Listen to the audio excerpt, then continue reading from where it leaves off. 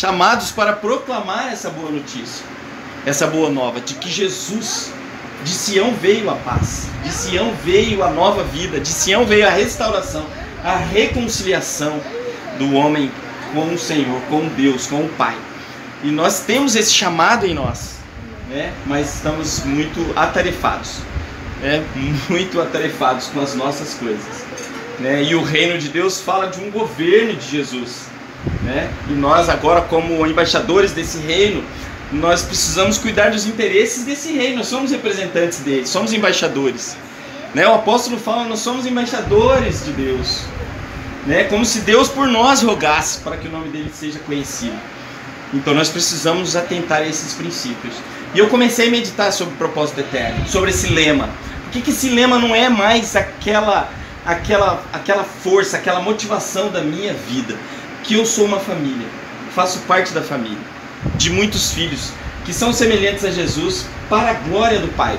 E aí Deus trouxe no meu coração, assim, na minha mente, de eu inverter isso, sabe?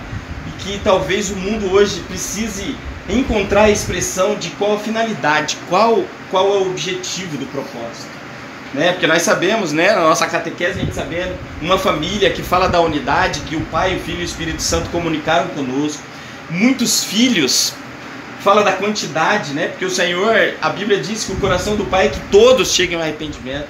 Então o Senhor quer muitos filhos, Ele quer todos os filhos, né? Porque todos foram criados à imagem e semelhança dele no início, né? E caíram em Adão, né? E aí a Bíblia fala que esses muitos deveriam ser semelhantes a Jesus, que fala da qualidade, né? A qualidade desses filhos, né? Jesus foi o varão perfeito, o homem perfeito, o modelo.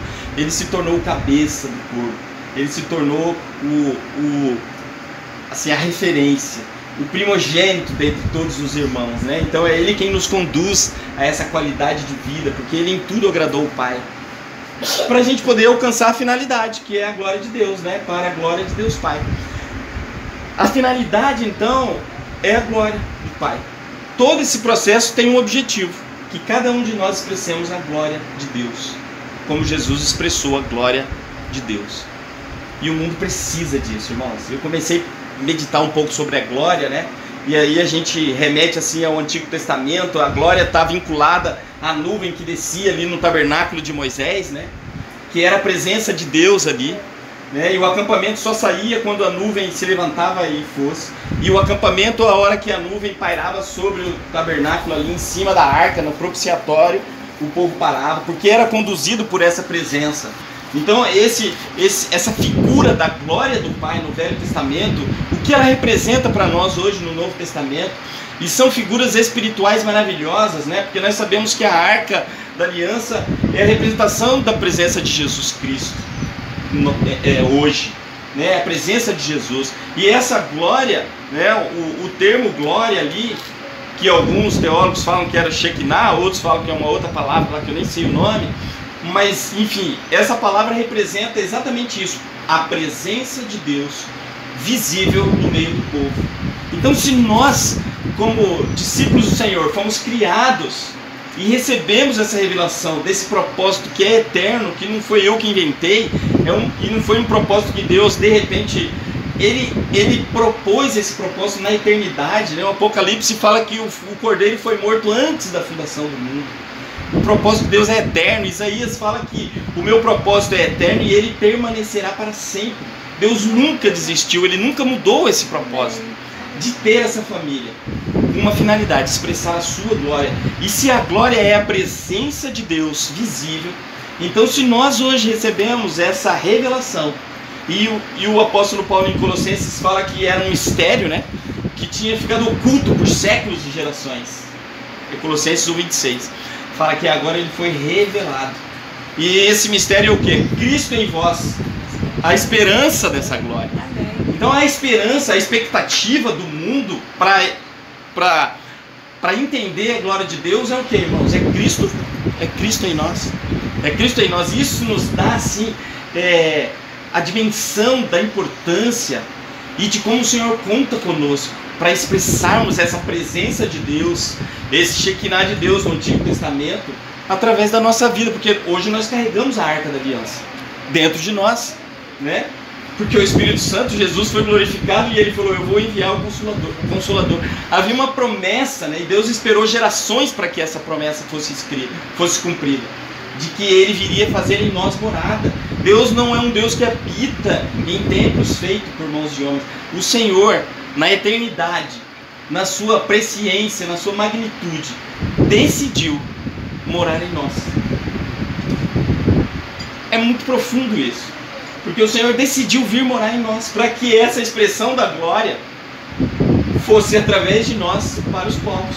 Por isso que nós somos chamados para sermos sacerdotes, né? Somos chamados para sermos filhos, discípulos, santos, servos, sacerdotes, porque Deus tinha escolhido o povo de Israel para ser um reino de sacerdotes. Nós temos ali na Antiga Aliança, no Velho Testamento, quando nós estudamos a lei, Deus fala, olha Moisés, eu escolhi esse povo para ser um povo de sacerdotes. E o povo não quis ser esses sacerdotes. Mas aí lá na Nova Aliança, no livro de Pedro e no livro de Hebreus, o Senhor revela que nós somos os sacerdotes, nós somos nação santa, povo de propriedade exclusiva de Deus, para anunciarmos as virtudes. Somos, o Apocalipse fala, um reino de sacerdotes. Então nós somos esses sacerdotes. Nós somos esses que expressam a glória de Deus, a presença de Deus para os povos. E eu tenho falado isso, que não há oportunidade melhor do que a gente vive. Porque a gente sai de uma pandemia e entra numa guerra.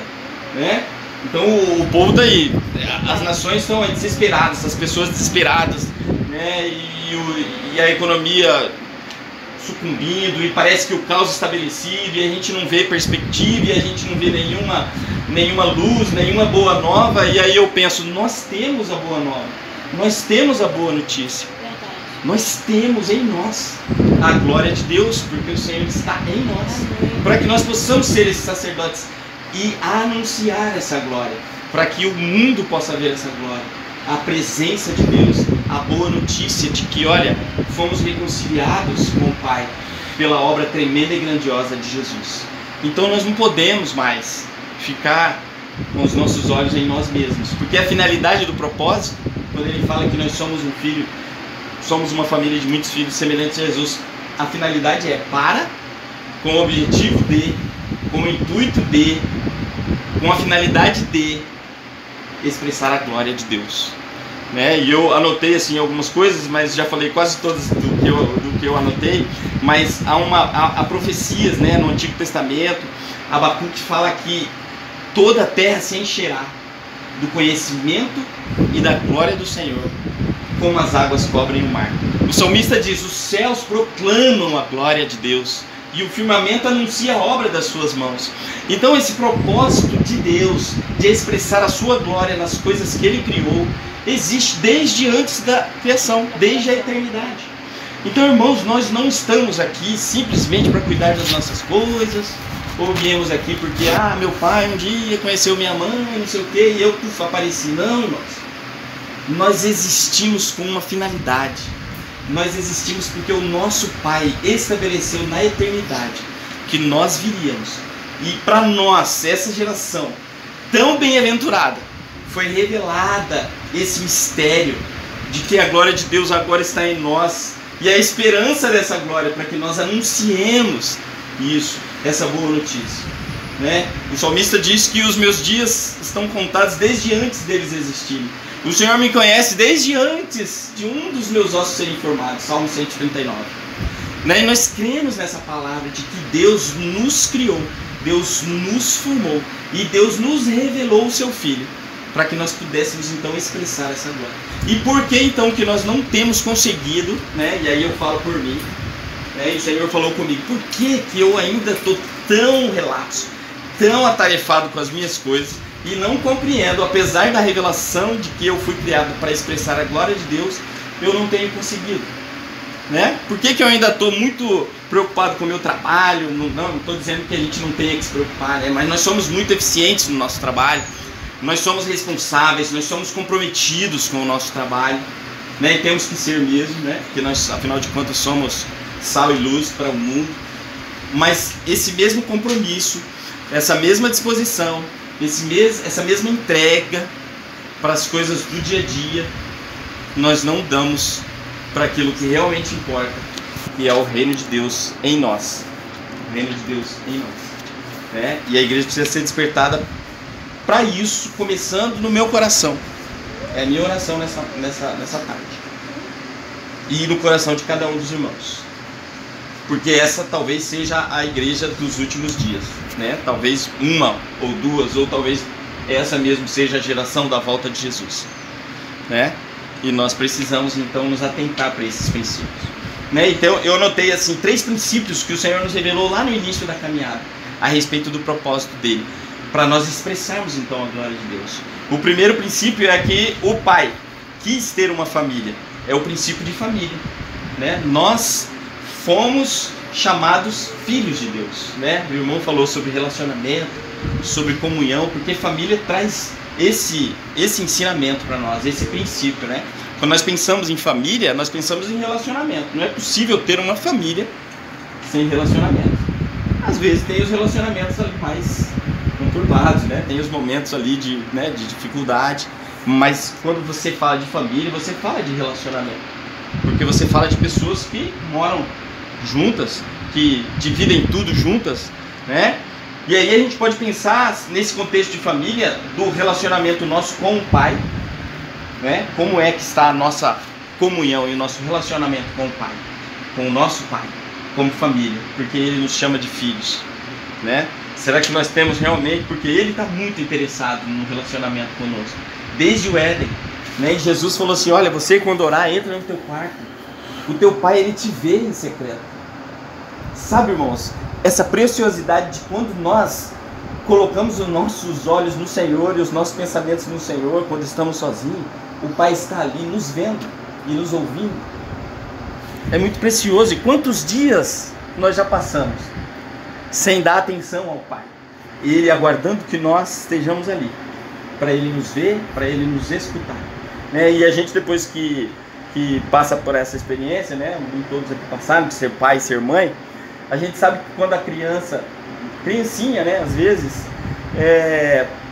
traz alguma coisa que parece ser assim tão trivial, assim, tão completamente sem importância nenhuma do ponto de vista da sociedade, mas eu não conheço o pai que não para dar atenção para a criança naquilo que para ela é importante e que para os outros às vezes é uma coisa totalmente desimportante, né? Quando a criança começa a ir na escola e começa a trazer as novidades, né? De como que são os amiguinhos, do que ele fez, ele caiu, hoje eu caí, hoje eu, né?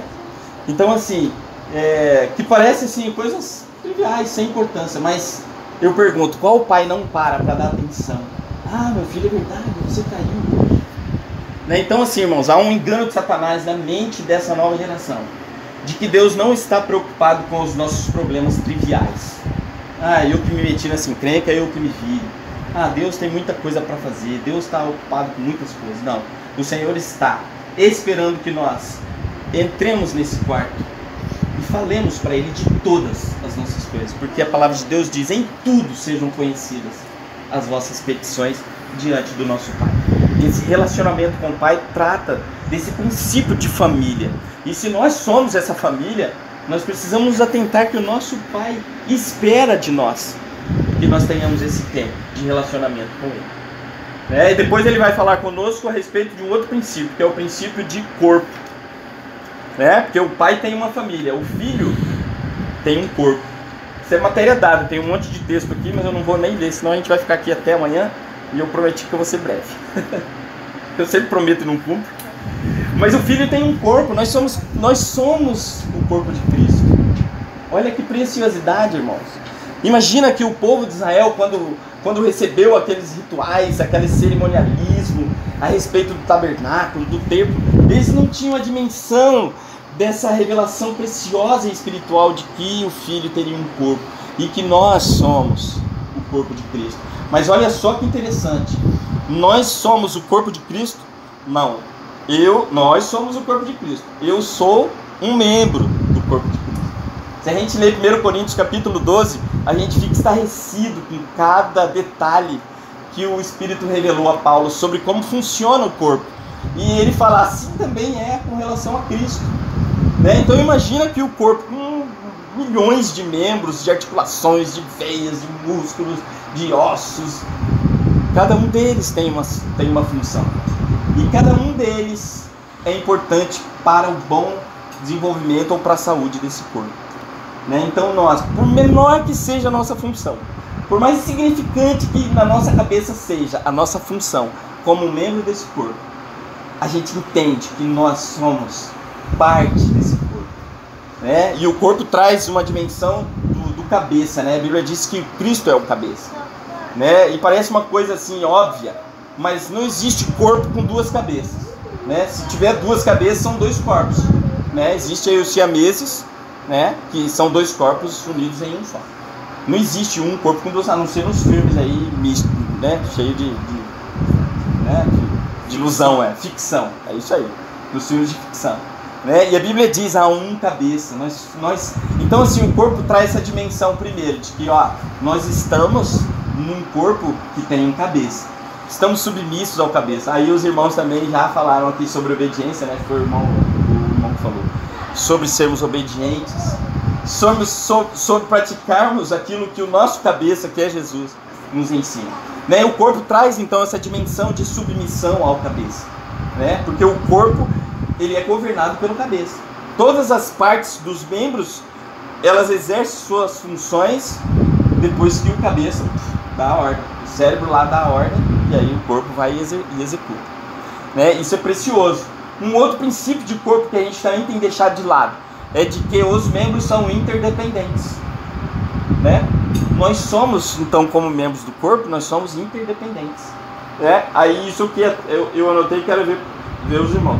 Que a interdependência num corpo significa que um membro só vai conseguir executar bem a sua função se aquele que está do lado executar a sua. Ele precisa ali do outro, que está do lado, que está abaixo, que está acima, que está nas veias. O corpo só funciona na interdependência. E aí esses dias perguntei para os irmãos quantas vezes nós lemos na palavra o termo uns aos outros. Quantas vezes? Já percebeu quando nós vamos ler o Novo Testamento?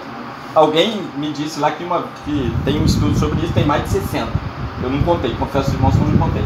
Mas quantas vezes nós vemos esse termo no Novo Testamento? Uns aos outros. Eu anotei alguns verbos aqui,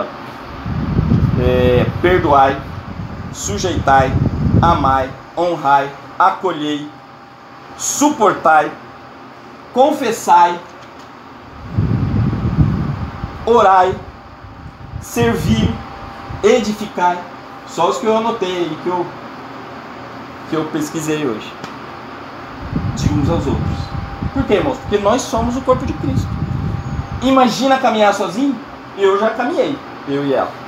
Na denominação caminhávamos sozinhos, por responsabilidade nossa, né? Não estou dizendo que na denominação todo mundo caminha assim, não. Mas é que lá era mais fácil. A gente era no meio de uma multidão, então ninguém tinha nada a ver com meus problemas. Entrava e saía, ninguém sabia da minha vida. Para onde nós fomos? Pro caos.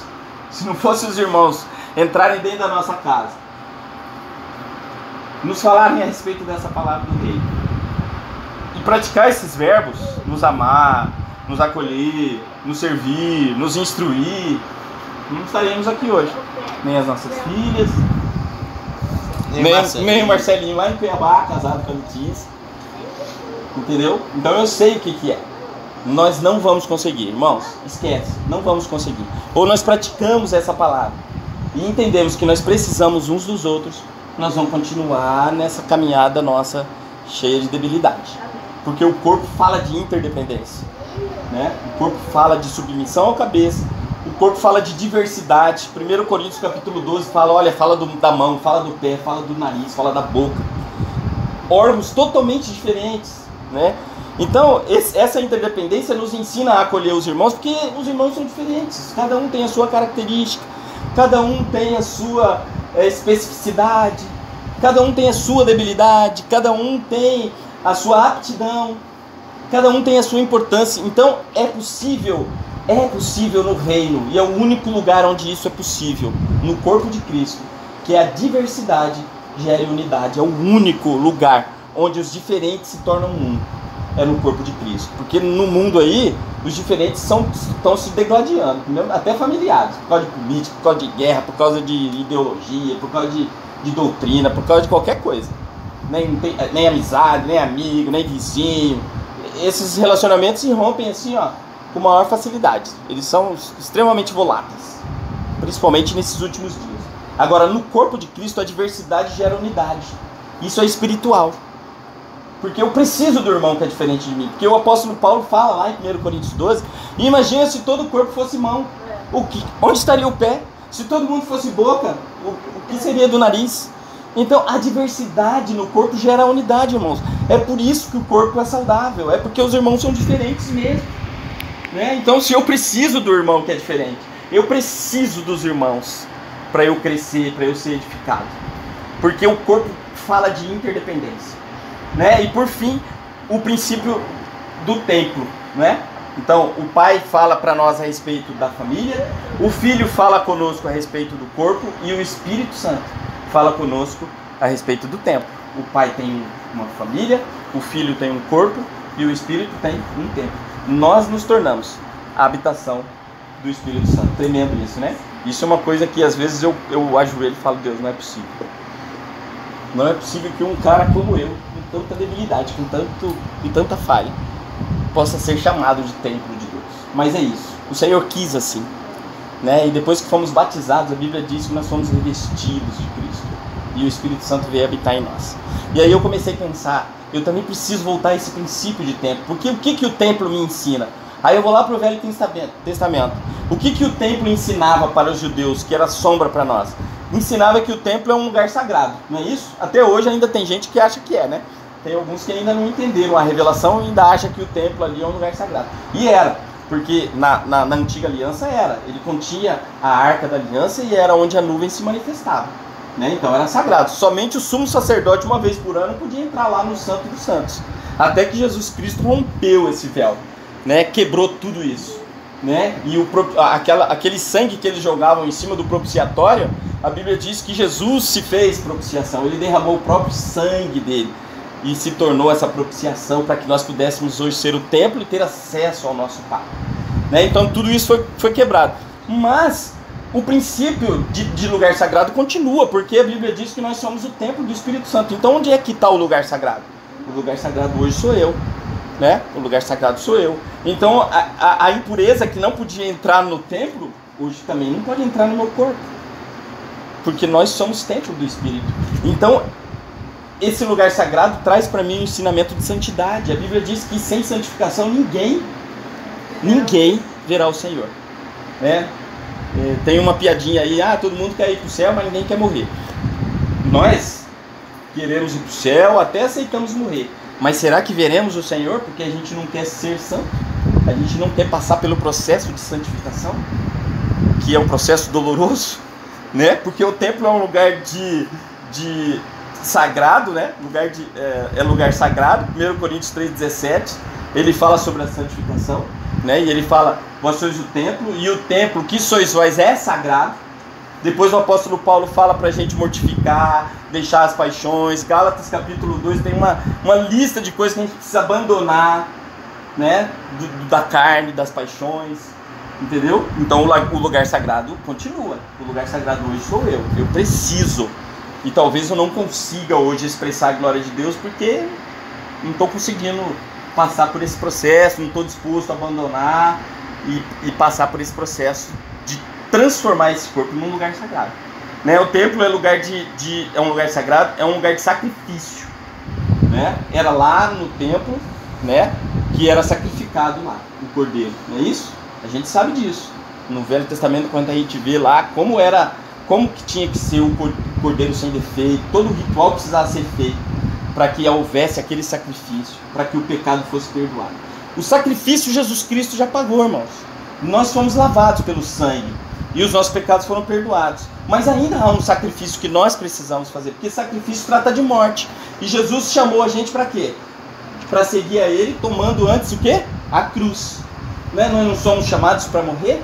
Né? Tá lá, Gálatas 5:24, Colossenses 3:15, fala sobre morte. Mortificar as paixões, mortificar a carne, sacrificar os desejos, sacrificar aquilo que nos atrapalha de sermos santos, a mentira, a impureza, a lascívia, a maledicência. Tem uma lista lá em Gálatas. A gente pode ler lá e pedir para o Senhor nos ajudar a sacrificar.